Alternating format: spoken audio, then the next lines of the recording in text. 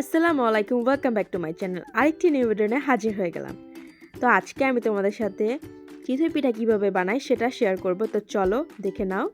প্রথমে একটা বলে আমি পরিমাণ মতো চালের গুঁড়া নিয়ে নিলাম।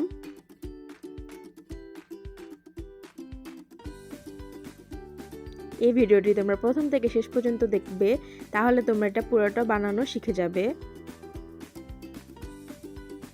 তারপর আমি পরিমাণ মতো লবণ দিয়ে দিলাম। তারপর এটাতে আমি পানি মিক্স করব অল্প অল্প করে। ভালো করে ডোটা একেবারে সুন্দর করে মিশিয়ে নেব, যাতে কোনো দানা দানা না থাকে। এই চালের গুঁড়ির মিশ্রণটা রেডি। এখন আমি শাঁসটা আগেই বসিয়ে রেখেছিলাম, গরম করে নিয়েছি। এখন তেলটা দিয়ে মুছে পিঠার মিশ্রণটা আমি সাজে দিয়ে দিলাম। তারপর ঢাকনা দিয়ে ঢেকে দেব। 2 মিনিট অপেক্ষা করার পর আমার চিতই পিঠাটা হয়ে গিয়েছে। এটাকে আমি উঠিয়ে রাখলাম। দেখতে পাচ্ছ কতটা সুন্দর হয়েছে। তারপর সেকেন্ড আবারও মুছে মিশ্রণটা দিয়ে দিব, ভালো করে মিক্স করে নেব। মিশ্রণটা ঢেলে দিয়েছি। এখন আবার ঢাকনা দিয়ে ঢেকে দেব।